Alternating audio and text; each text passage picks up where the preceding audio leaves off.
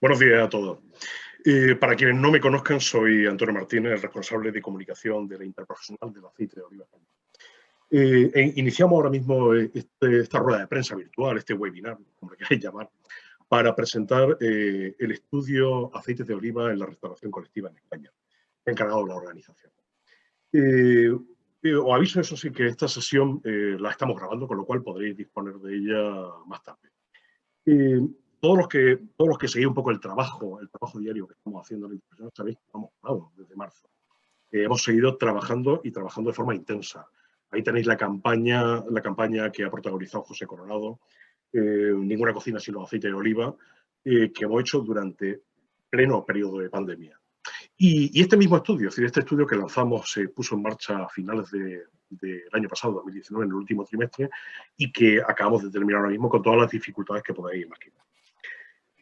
Antes de empezar a hablar ya del estudio, me gustaría comentaros cuál va a ser la mecánica de esta presentación, de esta rueda de prensa. Tenéis en la aplicación que estamos utilizando, tenéis en la parte inferior un apartado que es pregunta y respuesta. Ahí podéis escribir todas las cuestiones que queréis plantear, que surjan sobre esta presentación, para poder hacer un turno de preguntas al final de este encuentro. Lo que sí os rogaríamos es, en primer lugar, que indicaseis vuestro nombre, es decir, por orden, vuestro nombre, el medio, a quién va dirigida la pregunta y, por supuesto, la pregunta. Bueno, pues vamos a comenzar a hablar de este estudio, de esta presentación, que para nosotros realmente es muy importante, y contamos con lo que se dice con un plantel de lujo. Por supuesto, a Teresa Pérez, que es la gerente de la Interprofesional de Aceite de Oliva, Ricardo Rodríguez, que es Senior Manager de AWP, que es la compañía que está encargada de hacer este estudio, y también tenemos con nosotros a Dolores Corella, que voy a leerlo porque es complicado, es muy largo, que es catedrática de Medicina Preventiva de Salud Pública y jefa del Grupo Ciberón, coordinadora también del Comité de Innovación en la Alimentación y Dieta Hospitalaria, puesto en marcha en la Comunidad Valenciana para analizar precisamente cuál es la calidad y cómo son los menús en esa comunidad. Buenos días a todos. Bueno, pues en primer lugar me gustaría hablar con Teresa, es decir, y plantearle la cuestión de por qué la Interprofesional del Aceite de Oliva Español se vio en la obligación o pensó que era el momento de abordar lo que ocurría en este sector con los aceites de oliva. Teresa, cuando quieras. Muchas gracias. Y buenos días a todos. En primer lugar, bueno, comentar, como decía Antonio, cuál ha sido el porqué que nos ha llevado a hacer este estudio. Como sabéis, si nos remontamos al inicio de la actividad de la Interprofesional, allá antes de que se pusieran en marcha las actividades, hacia el torno del 2006, estábamos en un escenario en el que el sector producía una media de 1.200.000 toneladas y había un cierto equilibrio entre el consumo nacional y las exportaciones. Se llegaron a consumir hasta 631.000 toneladas en nuestro récord histórico de consumo a nivel nacional. Con la evolución de estos últimos años, sabéis que se ha incrementado muchísimo nuestra capacidad productiva, nuestra eficiencia en producción y, por lo tanto, hemos tenido que apostar fuertemente a desarrollar los mercados exteriores, las exportaciones, que han crecido y ahora mismo estamos en una relación de que el consumo nacional representa 1/3 respecto a las exportaciones. Pues bien, el escenario respecto al mercado interior ha sido que desde entonces lo que hemos ido viviendo ha sido una regresión. Es decir, en estos momentos y a finales de 2019 nos encontrábamos con un escenario donde el consumo en el mercado interior había descendido más de 100.000 toneladas. Nos paramos a reflexionar por qué. Sin duda, todas nuestras campañas habían ido enfocadas principalmente al consumidor final. Habíamos analizado mucho el consumo doméstico y veíamos que, bueno, pues estaba produciendo un descenso del consumo. Por una parte, motivado por envejecimiento de nuestro principal consumidor, los más mayores vamos perdiendo consumidores y, por lo tanto, hay que rejuvenecer, hay que incorporar a las nuevas generaciones en el consumo del producto. Por otro lado, un claro cambio en el estilo de vida, donde, por supuesto, todo se acelera y empieza a consumirse mucho más fuera del hogar o recurrirse a comida preparada, cuarta y quinta gama, deliveries, etcétera, etcétera. En ese momento, a finales de 2019, nosotros, aparte de estar trabajando en ese rejuvenecimiento del consumo, en tratar de dirigirnos con nuestras campañas a aquel target que tiene mayor potencial de crecimiento y tratar de educar a los consumidores del futuro. Desarrollamos campañas, como sabéis todos, como Tu Mundo con aceites de oliva, o la que mencionaba Antonio, que ha sido nuestra última campaña, Ninguna cocina sin aceites de oliva. Pues sin duda seguíamos trabajando y dirigiéndonos al consumidor final, pero queríamos saber más y mejor qué pasaba cuando el consumidor consume fuera del hogar. ¿Qué está pasando en España en el consumo extradoméstico? Y quisimos poner en un primer momento el foco en la restauración colectiva, porque como veréis, pues ofrece un número de menús significativo al año y por lo tanto queríamos conocer un poco cuál era este mercado, cómo estaba preparado, cómo estaba dispuesto, cómo se estructuraba. Por supuesto, conocer el volumen de negocio de los aceites y en concreto de los aceites de oliva, cuáles eran sus usos y, por supuesto, detectar posibles oportunidades, tanto de información, de educación y de estímulo al consumo. Era relevante porque era algo desconocido, era adentrarnos en un estudio en el que no teníamos datos previos. Por lo tanto, nos parecía importante hacer ese esfuerzo y empezar a analizar cuál era ese entorno y esa realidad en la que nos movíamos. Recordar que estamos hablando todo en un momento prepandemia, todo con una velocidad muy alta y donde ese consumo extradoméstico iba increciendo cada vez más. Por lo tanto, nosotros teníamos que detectar esas oportunidades de consumo fuera del hogar y saber cómo poder llegar a esos consumidores no solo en el consumo doméstico, sino también en el consumo extradoméstico. Y yo creo que casi será mejor que podamos adentrarnos en las conclusiones del estudio para luego poder un poco comentar las reflexiones que nos han llevado a nosotros tras conocer estos resultados. Muchas gracias, Teresa. Efectivamente, creo que es el momento ya un poco de analizar, bueno, un poco no, de analizar en profundidad las conclusiones de este estudio y para ello tenemos aquí a Ricardo Rodríguez, que ha sido el que ha coordinado para AWP este trabajo. Ricardo, cuando quieras. Muchas gracias, Antonio. Primero, buenos días a todos y agradecer a Antonio, a Teresa y a Aceite de Oliva de España que nos haya permitido colaborar con ellos en la elaboración de este estudio, que para nosotros ha sido también muy interesante y bueno, pues esclarecer en algunos puntos que ya también conocíamos, pero que nos ha dado una visión también un poco diferente, ¿no? Como ha dicho Teresa, el objetivo del estudio es conocer el mercado, conocer qué operadores están a día de hoy en el mercado, qué volúmenes mueves, quiénes son los actores, quiénes son los decisores, cómo se toma la decisión en cuanto a la elaboración de los alimentos, a la compra, a todo lo que afecta a la cadena de producción. Evidentemente, todo esto con un foco en la presencia del aceite, el uso de los aceites dentro de la restauración colectiva y con foco en el aceite de oliva, para así identificar pues, patrones, conductas, comportamiento, tendencias y bueno, pues, definir planes de acción o acciones que puedan llevar a que la presencia del aceite de oliva en el sector sea mayor a la que a día de hoy tiene.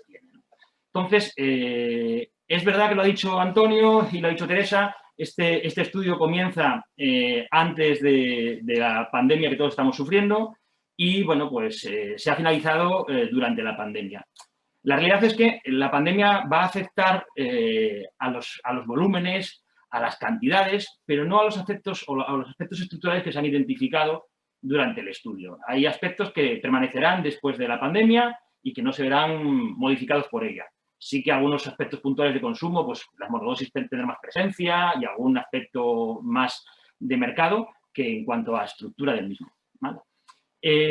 Y lo primero de todo, yo creo que lo más importante es dar a conocer la relevancia o la magnitud o la importancia de este sector, porque yo creo que es un gran desconocido, a pesar de que nos impacta a todos nosotros en nuestro día a día más de lo que creemos. Es un sector que mueve cerca de 4.000 millones de euros aproximadamente antes de la pandemia, todas estas cifras son siempre del 2019, por lo cual estamos hablando de un sector con un alto volumen de facturación, pero que además tiene un impacto social muy relevante porque genera 82.000 empleos directos y podríamos decir que prácticamente los mismos indirectos. Como además una distribución geográfica pues muy amplia porque al final está presente en todo el territorio español. Hay muchas empresas, pero es verdad, hay unas 900 empresas que están en este segmento, en este sector, pero es verdad que como en todos los sectores hay un porcentaje, o sea, casi el 60% del mercado está concentrado en 10 grandes empresas, principalmente multinacionales, francesas, anglosajonas y alguna también empresa nacional. Y luego existen muchas pequeñas empresas que dan servicio a 1 o 2 clientes por toda la geografía. Un dato muy relevante es que al año se sirven más de 1.000 millones de comidas, que es una cifra muy espectacular, muy llamativa, ¿no?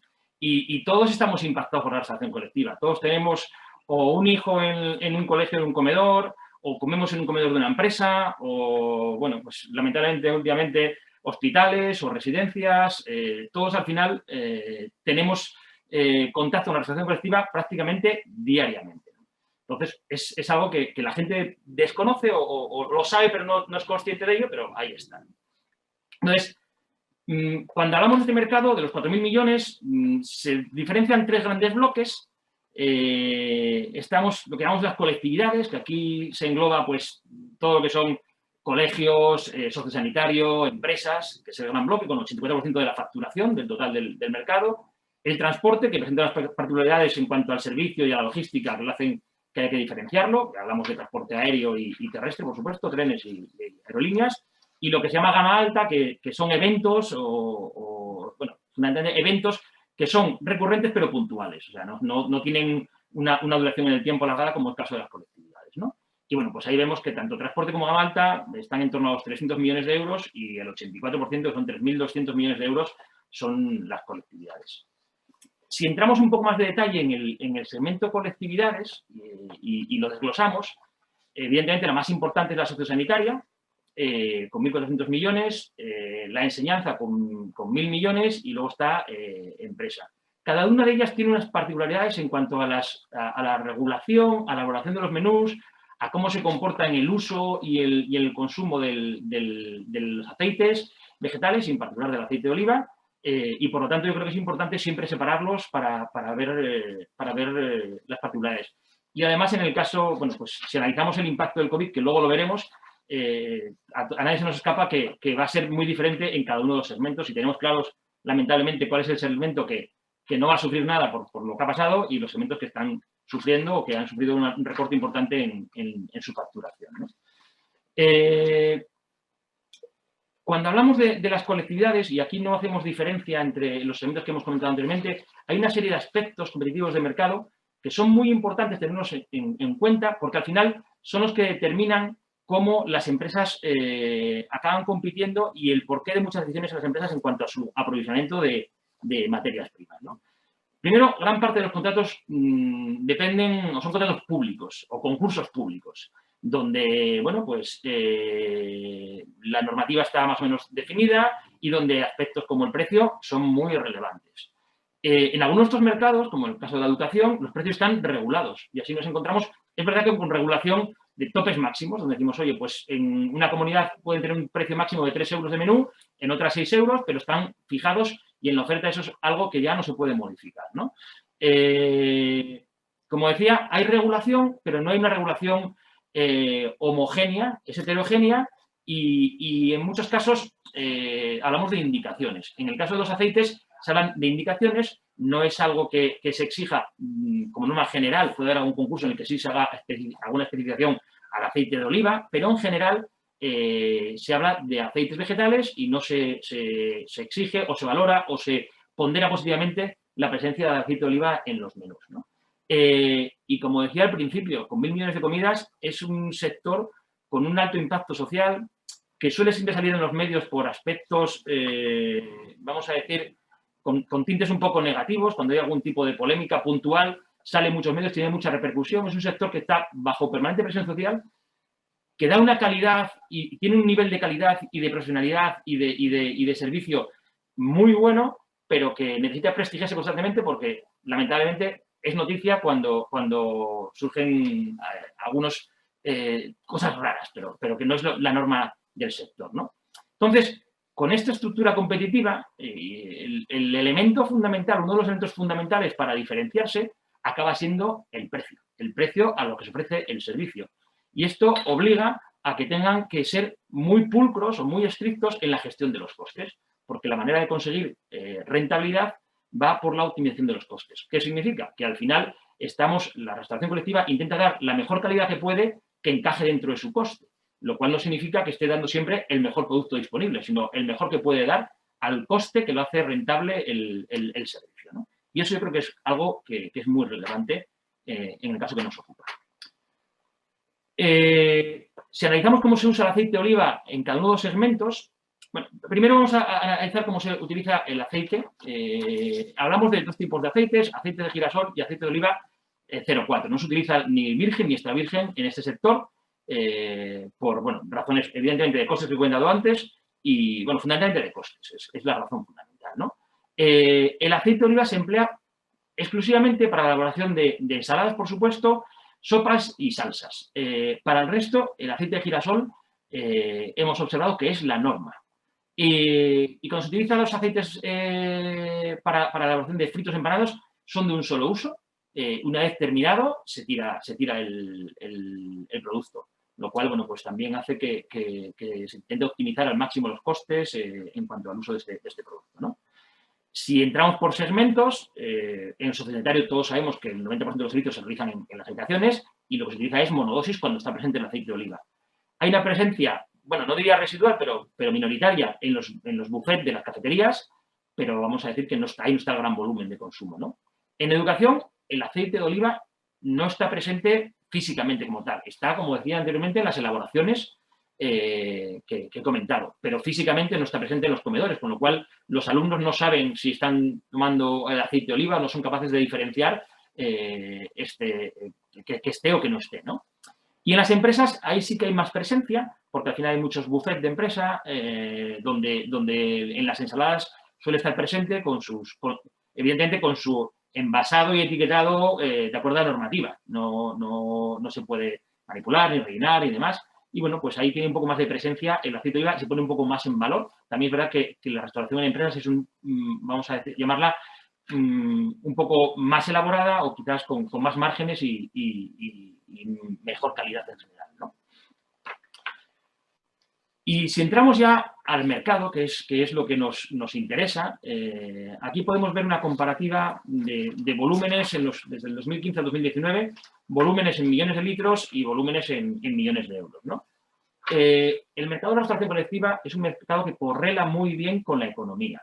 Si la economía crece, la restauración colectiva crece. Si la economía se ve afectada, la restauración colectiva se ve afectada porque al final estamos hablando de empresas, de niños comiendo en colegios y, bueno, pues el sector sociosanitario es bastante más estable, ¿no?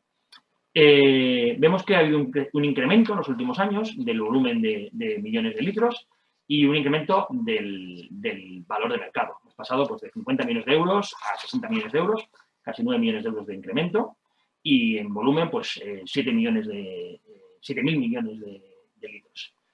Lo que ocurre aquí es que, como veremos en la siguiente slide, gran parte de este crecimiento no lo ha absorbido el aceite de oliva, sino que lo ha absorbido otros aceites.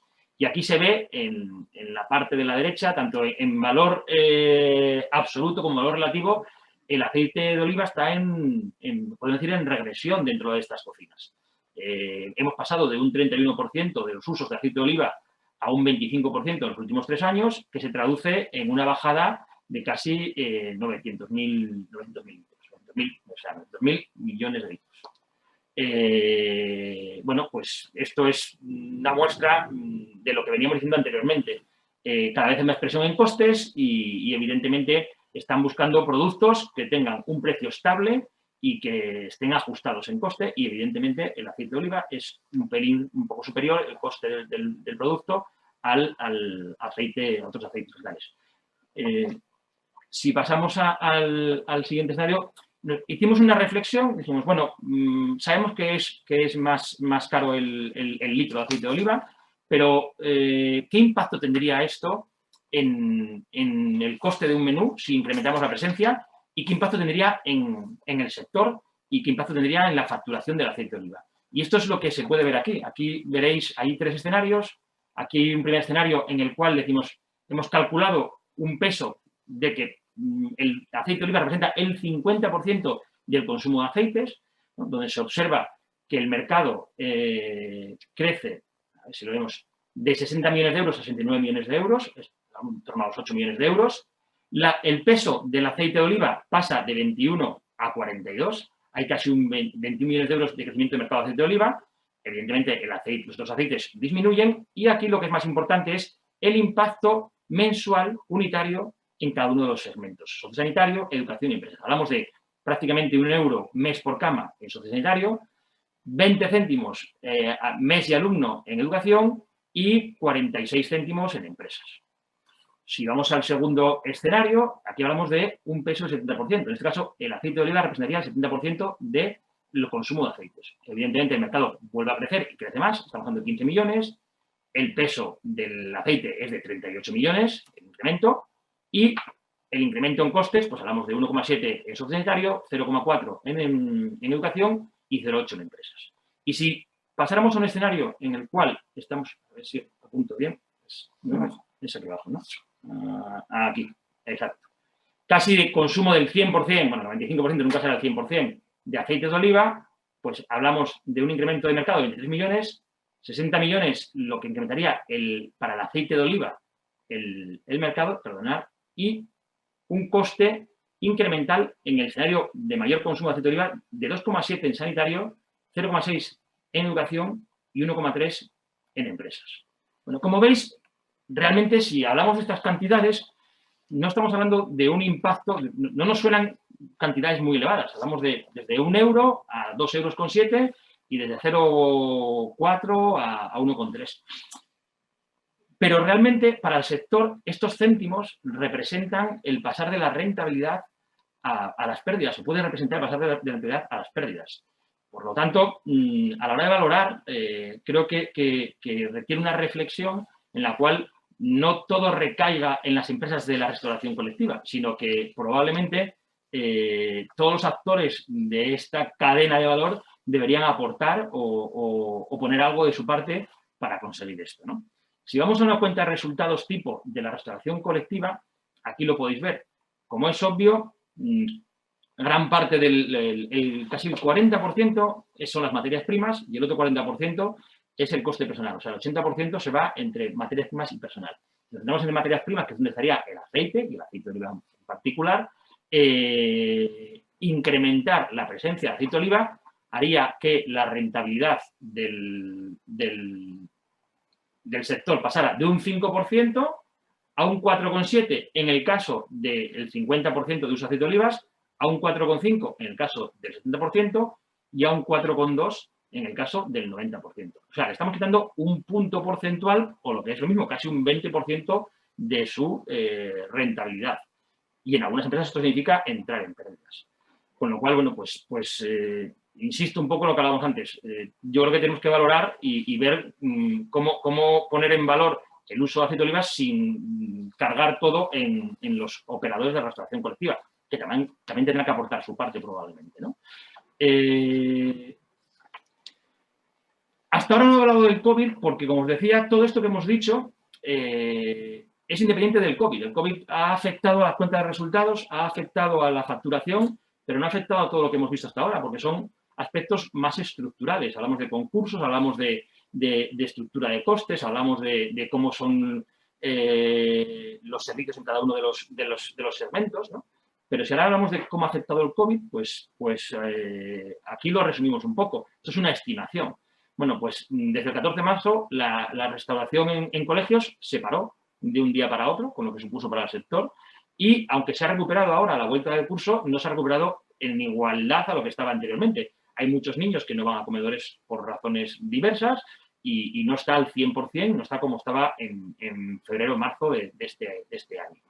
En el caso de las empresas, bueno, pues también pasó lo mismo. El sector industrial de las empresas no ha reducido su actividad, pero todo el sector servicios y demás ha reducido, con lo cual teletrabajo y a día de hoy todavía sigue. Es un impacto que permanece y que permanecerá al menos en los próximos meses y veremos qué pasa en el 2021. Y lamentablemente no para el sector, pero por las razones por las que ese segmento no ha caído, el sociosanitario, que se mantiene e incluso se ha incrementado. El sociosanitario solo ha reducido facturación en las cafeterías de los hospitales, que están cerradas, pero todo lo demás, pues, como nos podemos imaginar, pues se ha mantenido o ha crecido en algunos casos, ¿no? Y esto es el impacto. Para el 2021, pues veremos cómo evoluciona la pandemia. Como dije anteriormente, este sector correla mucho con la economía y va a sufrir un golpe importante y hablamos de que se puede mover en cifras del año 2015, 2016, aún no se sabe, ¿no? veremos. Conclusiones aunque luego ahondaremos un poco más y entraremos más en detalle, pero bueno, lo que hemos estado viendo. El aceite de oliva en extracción colectiva no es el aceite que se usa de manera predominante y además está en regresión en los últimos años. Estamos en un sector donde los precios o el precio es el driver fundamental en muchos concursos para la selección o para la concesión del concurso o del servicio.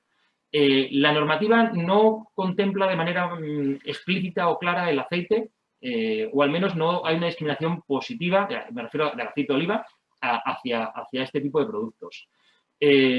Luego lo veremos probablemente con la doctora, nos dirá las bondades que todos ya sabemos y conocemos, pero que es importante siempre recordarlo, del aceite de oliva en la alimentación. Y en segmentos como es educación y sociosanitarios, más si cabe, ¿no? Hemos visto que el impacto en el coste por menú no es muy elevado, pero volviendo a lo que decíamos hace apenas 5 minutos, no es muy elevado de manera unitaria, pero en agregado y para el sector, bueno, pues hay que analizarlo cómo se gestiona esto.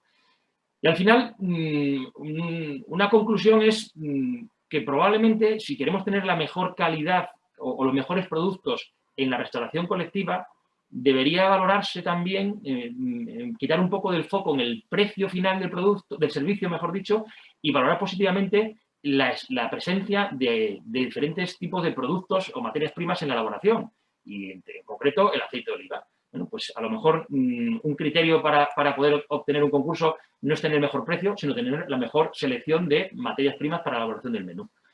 Y esto es un poco el resumen de un informe que tiene, pues como Teresa sabe, mucha amplitud, mucho detalle y muchas horas de trabajo detrás. Muchísimas gracias, Ricardo. Bueno, la verdad es que los datos son muy interesantes, aunque realmente no era lo que hubiéramos esperado, lógicamente. Muy bien, pues como estáis viendo, estamos abordando temas realmente sensibles, porque estamos hablando de cómo se alimenta o no, cómo alimentar a colectivos con los que hay que prestar especial atención. Enfermos, personas que están en residencias de mayores y nuestros hijos, es decir, los niños.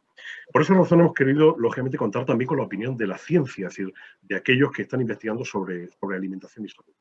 Y por eso tenemos con nosotros a la doctora Dolores Corella, que como he comentado antes, voy a volver a repetirlo para presentarla, es catedrática de Medicina Preventiva y Salud Pública y jefa del Grupo CIBRON, Centro de Investigación Biomédica en Red, Fisiopatología de la Obesidad y Nutrición, que nos atiende desde Valencia. Doctora, buenos días. Buenos días. Teresa hablaba hace unos minutos, analizaba lo que está ocurriendo con el consumo alimentario en España y cómo estamos perdiendo adherencia a la dieta mediterránea. Entonces, lógicamente, nos gustaría, antes de nada, centrar el tema sobre lo que supone la dieta mediterránea suplementada con aceite de oliva, que es una de las bases presentes para la salud, es decir, cuáles son esos beneficios que obtenemos y, por supuesto, qué ocurre cuando a ciertos colectivos como los que estamos viendo hoy le estamos escatimando el uso de uno de esos pilares que son. Muy bien, pues está demostrado por estudios científicos en todo el mundo que la dieta es uno de los principales componentes que nos determina la salud. Desde el momento de nacer nos tenemos que alimentar y en función de esa dieta, lo que nosotros consumamos en ella, pues vamos a tener un mayor riesgo o menor riesgo de distintas enfermedades, como puede ser pues muy temprano lo que sería una obesidad en los niños, después pues hipertensión, síndrome metabólico, diabetes, enfermedades cardiovasculares, cáncer, neurodegenerativas. Y cuando se investigan todas estas enfermedades, como usted decía, lo que se ve a nivel mundial es que la dieta mediterránea es muy protectora. Entonces, si analizamos los componentes básicos de una dieta, pues sabemos que una dieta básicamente tiene 3 macronutrientes esenciales, que serían los carbohidratos, las proteínas y las grasas, y cada uno de ellos pues, tiene que intervenir en un porcentaje. Clásicamente, los carbohidratos son los que tienen el mayor porcentaje dentro de la dieta, que sería un 50-55%. Las grasas de manera clásica se admitía un 30% y el resto, ese 15%, las proteínas.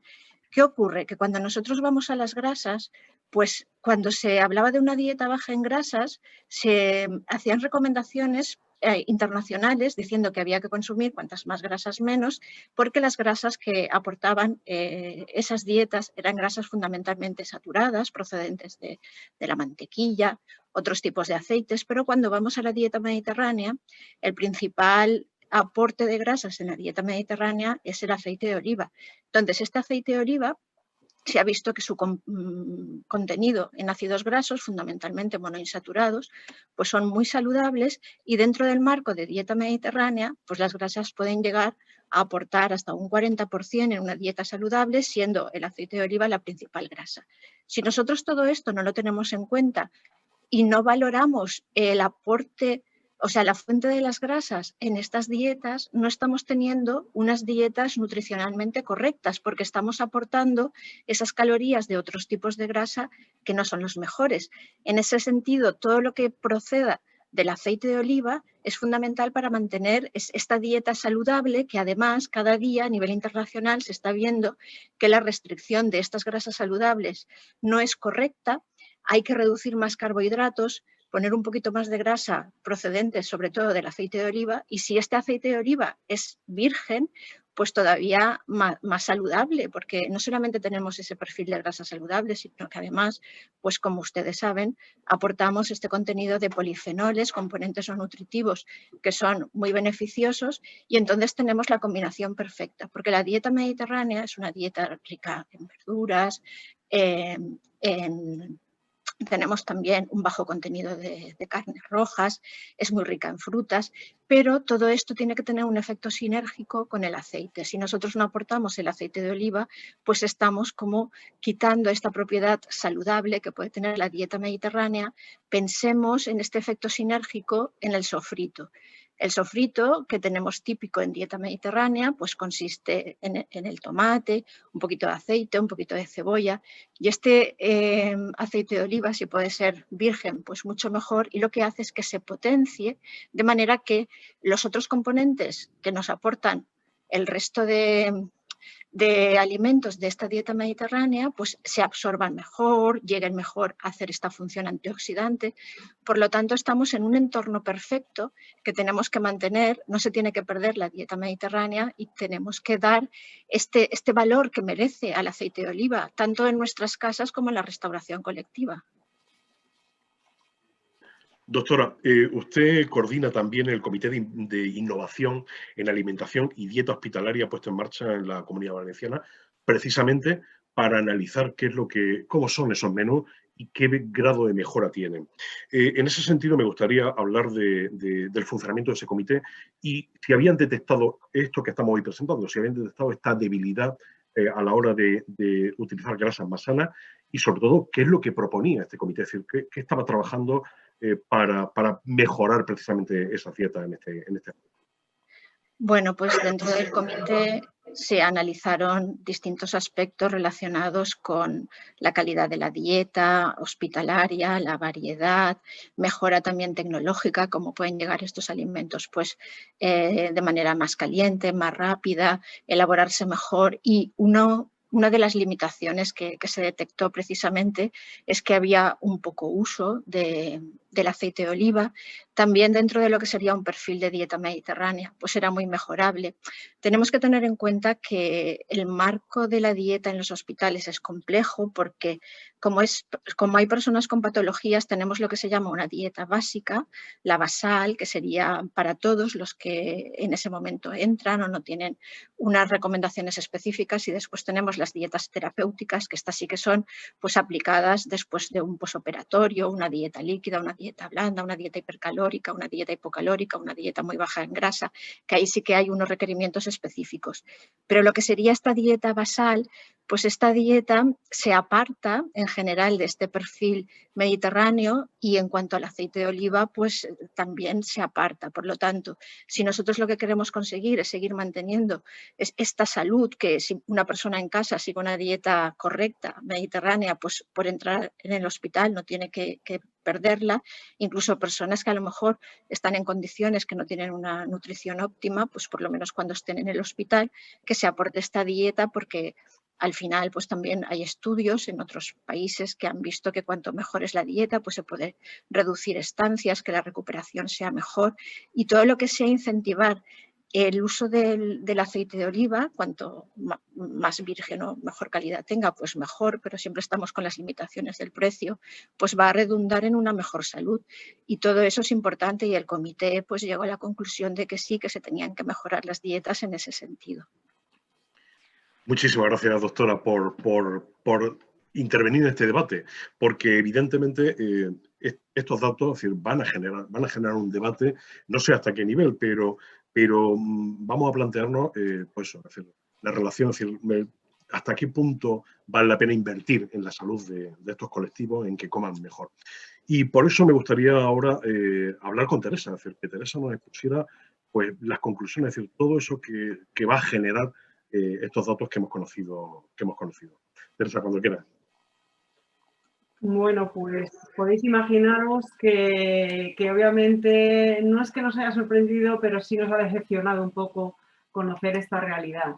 Voy a poneros un poco el panorama de cuál es actualmente el nivel de consumo doméstico de aceites de oliva en España.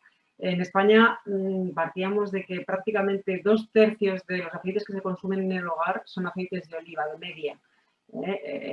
Entonces, nos hubiera encantado y hubiéramos deseado que los niveles de consumo extradoméstico, y en este caso en la restauración colectiva, se acercaran a esas cifras, y sin embargo vemos que están francamente alejados. Estamos hablando, como mencionaba Ricardo, que prácticamente el peso de los aceites de oliva en los menús de restauración colectiva representan de media un 25%.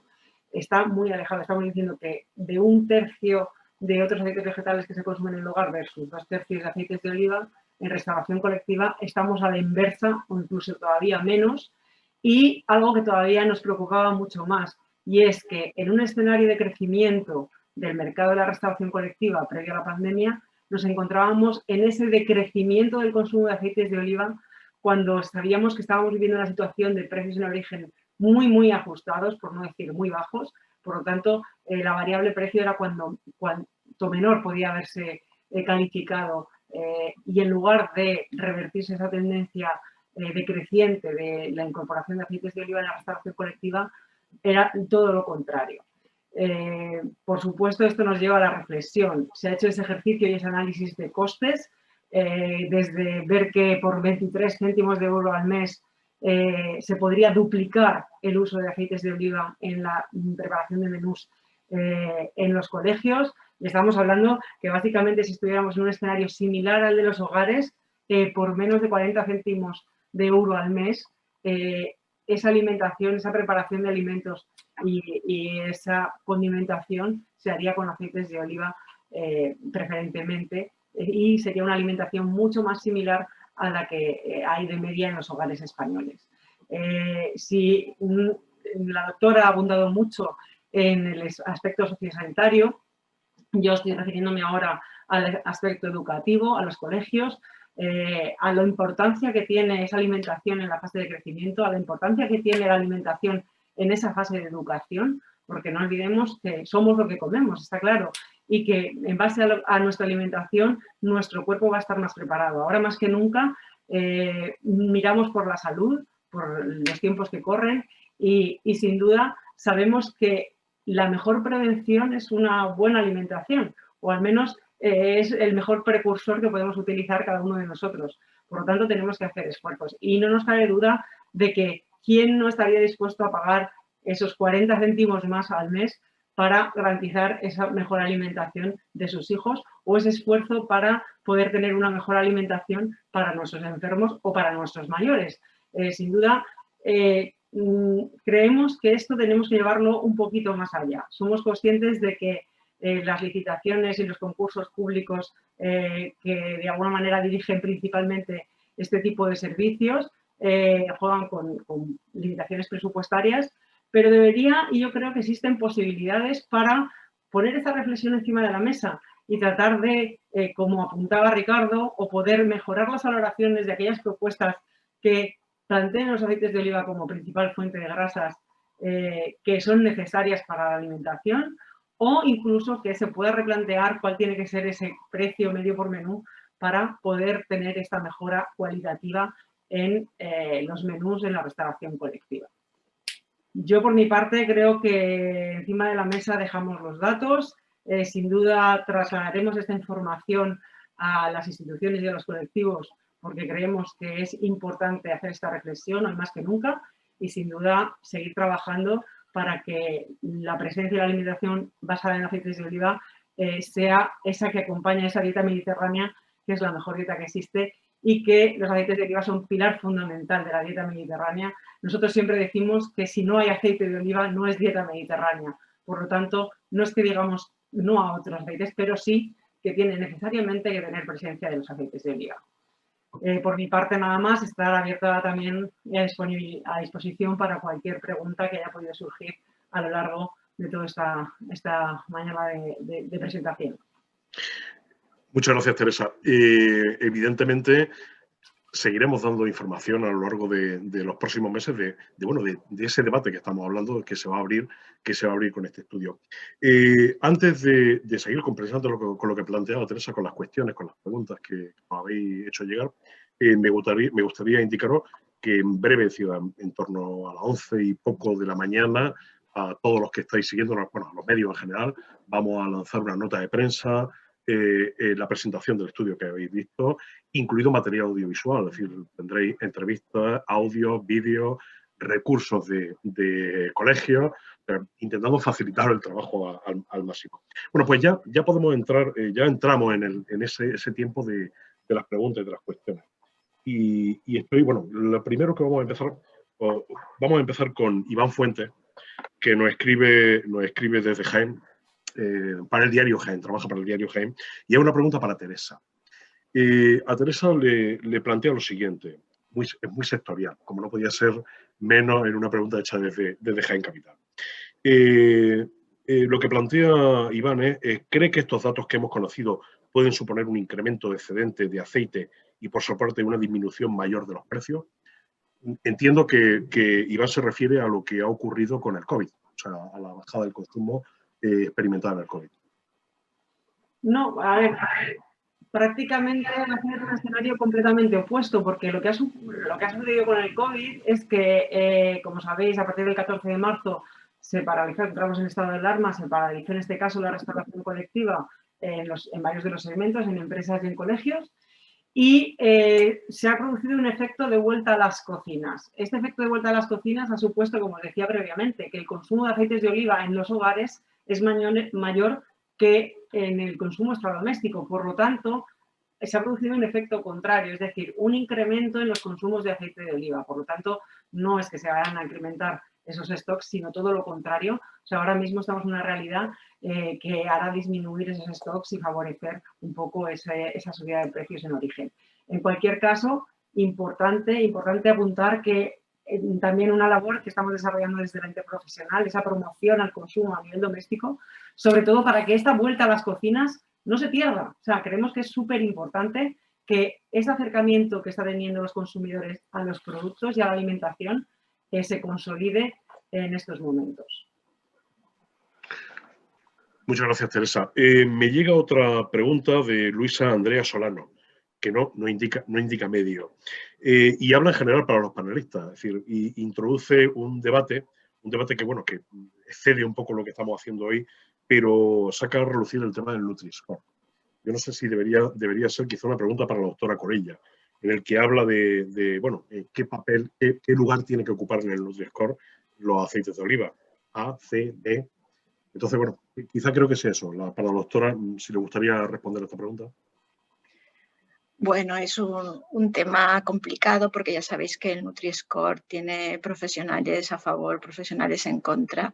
Entonces, Pues dependiendo de los criterios que se apliquen, podemos tener una letra o podemos tener otra, pero yo creo que más allá de la clasificación en tipos de letras, lo que sí que tenemos que tener claro es que el aceite de oliva es el pilar fundamental de la dieta mediterránea, que utilizándolo en las proporciones correctas y de la calidad correcta va a tener un beneficio en nuestra alimentación. Entonces, que más allá de esa clasificación por letras que nos puede llevar un poco a la confusión si no tenemos buena información, pues que pensemos en lo que hemos comentado en el marco general de las propiedades del aceite de oliva beneficiosas.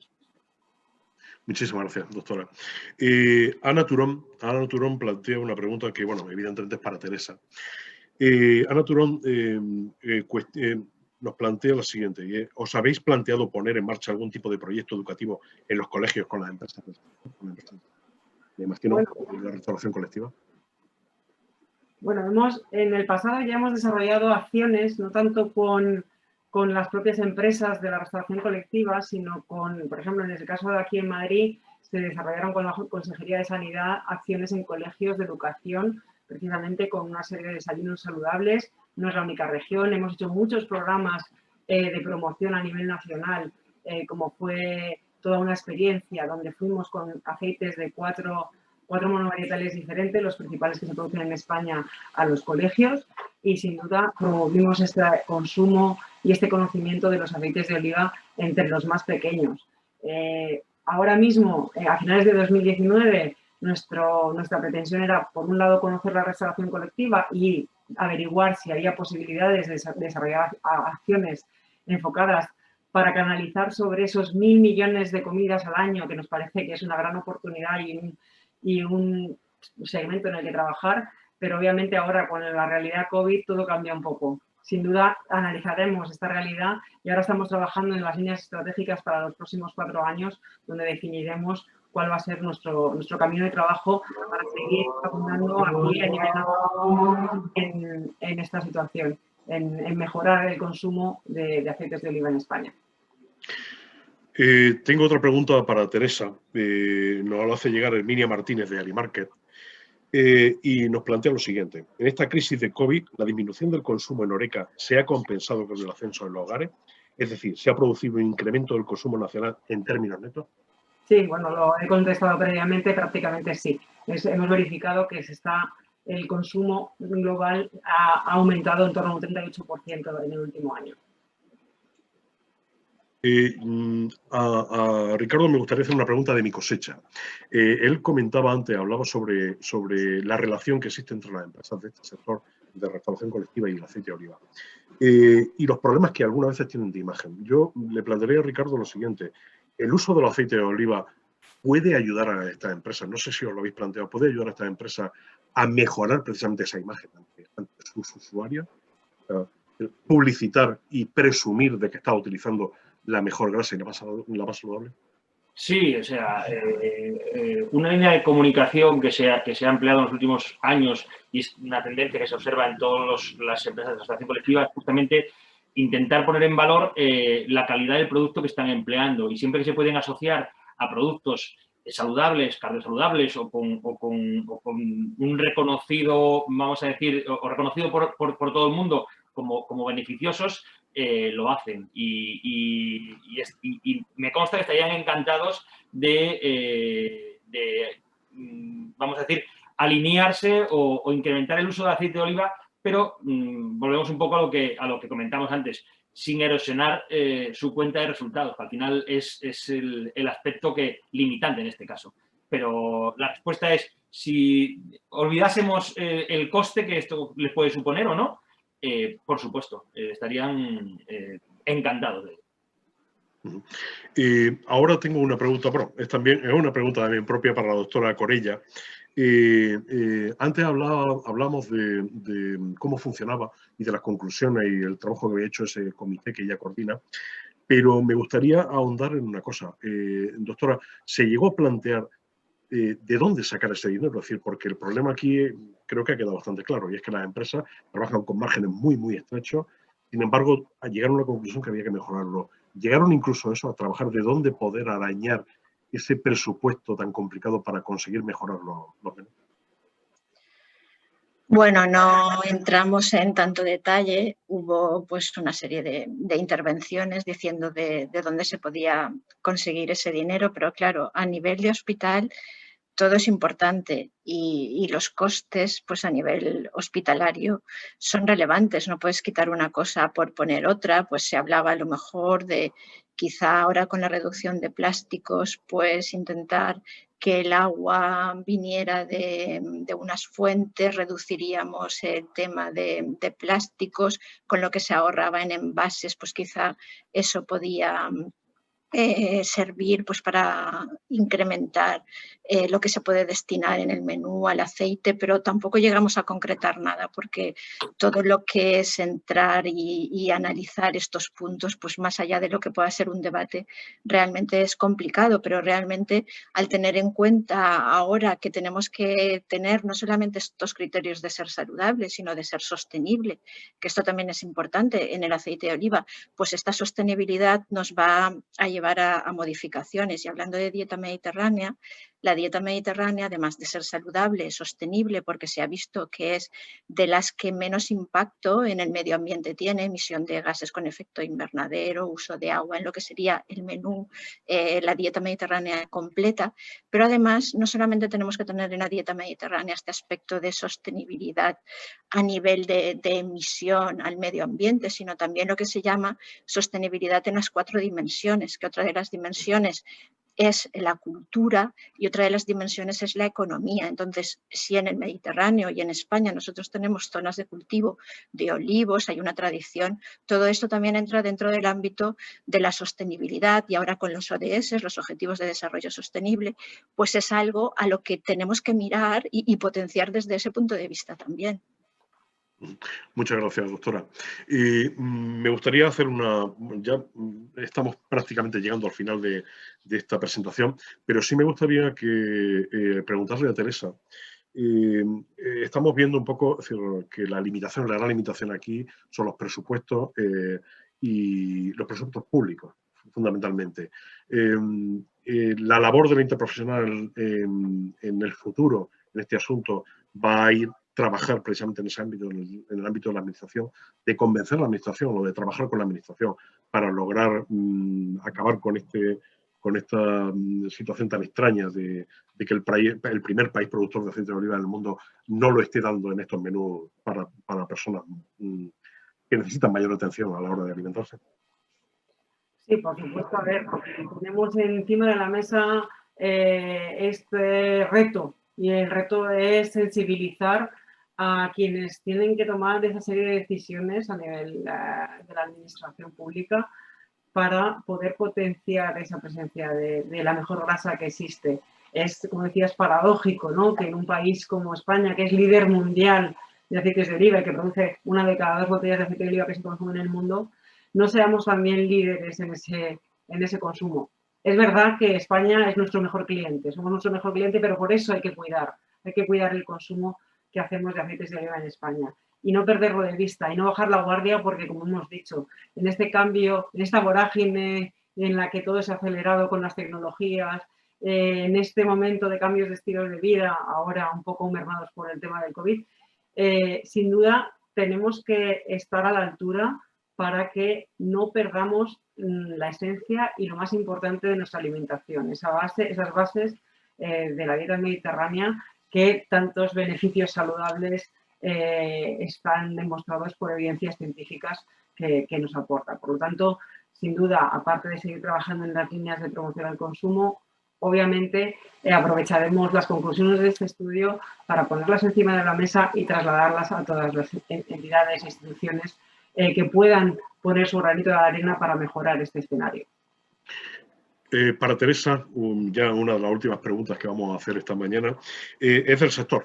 Nos la envía alguien del sector, concretamente de Inmaculada, de una cooperativa de Úbeda, y nos plantea lo siguiente, es decir, para Inmaculada lo que está claro es que la evolución de las exportaciones es brutal en los últimos años, es decir, están funcionando muy bien las exportaciones de aceite de oliva, y él se plantea si esas políticas o esa promoción que estamos haciendo fuera, si podríamos encontrar una traslación aquí dentro para tratar de parar esa sangría que estamos viendo en el mercado interior de consumo de aceite de oliva.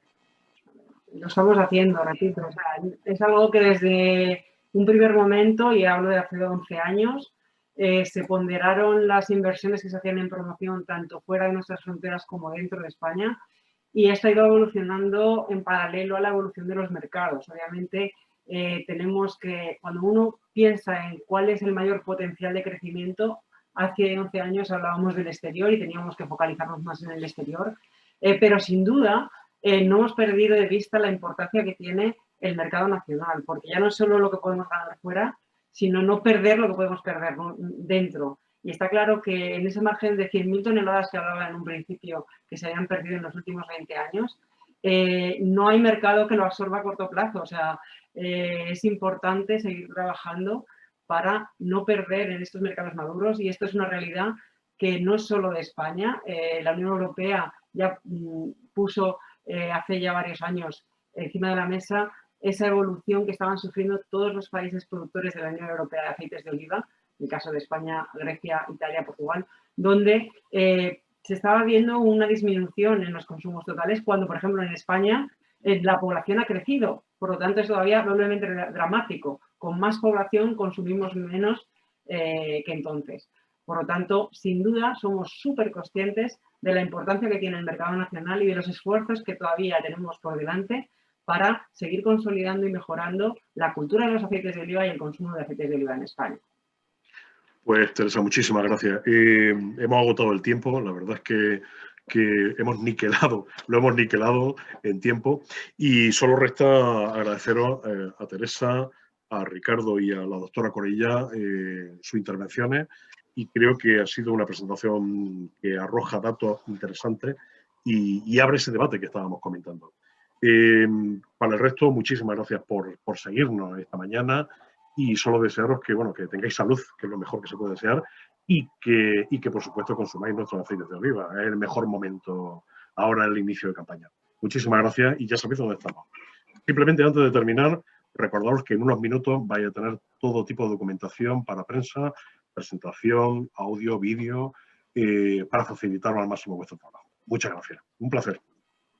Gracias.